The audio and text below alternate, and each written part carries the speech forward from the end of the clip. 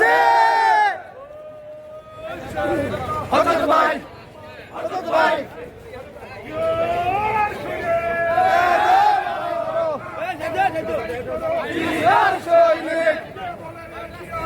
জিয়া সারা বাংলায় কে বলে রে জিয়া নাই ডাইরেক্ট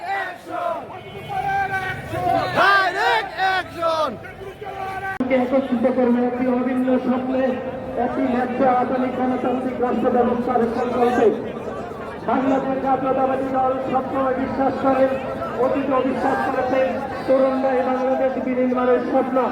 সুতরাং বাংলাদেশ জাতীয়তাবাদী দলের ভারপ্রাপ্ত চেয়ারম্যান সবসময় তরুণদের উপর আস্থা রেখেছে বলে আপনারা দেখেছেন বাংলাদেশের গত 15 বছরে 3টি জাতীয় নির্বাচন অনুষ্ঠিত হয়েছিল। সেই নির্বাচনে 2014 সালের একটি বিধাভোটের নির্বাচন, 2018 সালের একটি নিশিরাত্রি নির্বাচন এবং 2024 সালের একটি আমির নির্বাচনে বাংলাদেশের তরুণদেরকে সংক্ষুব্ধ করা হয়েছে, বঞ্চিত করা হয়েছে। তরুণরাই 2024 সালে বুকের তাজা রক্ত দিয়ে খুনি হাসিনাকে দেশ থেকে বিতাড়িত করেছে।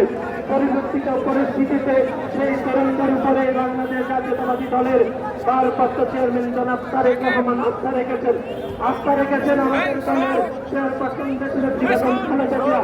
আমরা বিশ্বাস করি তরুণরাই বিএনপির শক্তি।